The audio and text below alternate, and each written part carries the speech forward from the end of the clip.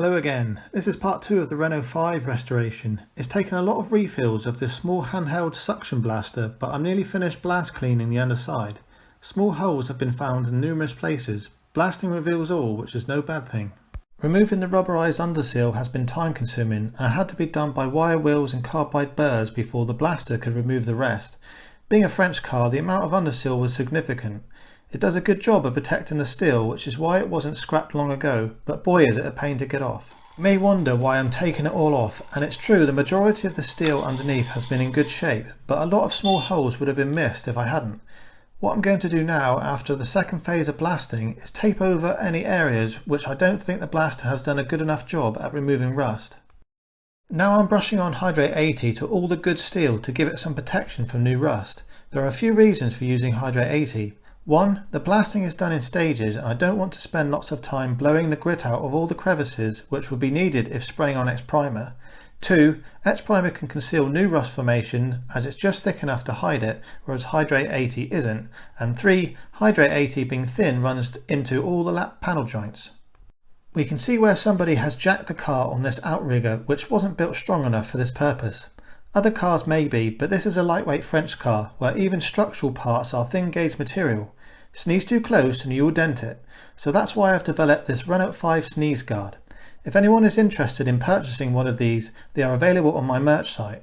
In the first video I showed the repair of the front sill section, and here is the rear repair.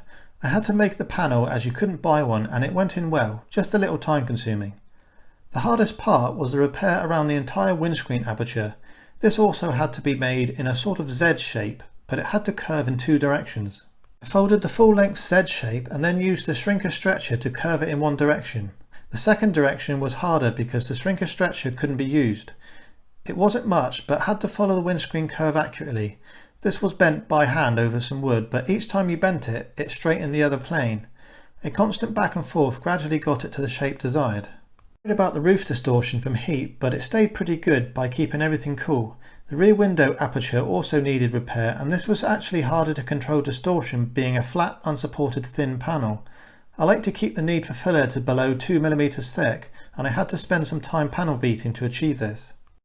Would you believe the repair was only welded on the horizontal part of the aperture and it still distorted the vertical quarter panel. Here is another repair needed on the opposite side quarter panel, and after welding and keeping everything cool as possible, there is some big distortion. It's amazing how far back it goes into the panel, and the deflection is 3.5mm from straight in the lowest spot. So here is what's happened. The welding has shrunk the panel mostly in the vertical direction. This can be demonstrated by pulling on a piece of paper and noting where the distortion occurs. There are high spots and low spots in the panel now. The solution is to stretch where the welding has taken place by using a hammer and dolly. I can only get a dolly to part of the repair, so I'm a bit limited here. I start by bringing the high spots down and pushing the low spots up. This is called hammering off dolly. I'm pushing outwards with the dolly while tapping inwards with a hammer. When you hear a higher pitched metallic sound, that is when I'm hitting on dolly and purposely stretching the metal. As stretching starts to result, the panel distortion will reduce. MIG welded repairs like this will only stretch so far, so that is a limitation of the MIG welding process. Gas or TIG welded repairs will be more cooperative. After 5 to 10 minutes of hammering, the panel has come back straight again. 90% of the time, distortion like this won't occur when you keep welding cool. It is the thickness of the steel and the large flat panel that, in this case, that resulted in this distortion. But understanding where to stretch and where not to will sort the issue. I have done a video demonstrating stretching with a media blaster, and where you can't get to both sides of the repair, I'm wondering if this might be the solution. Something to try, I think.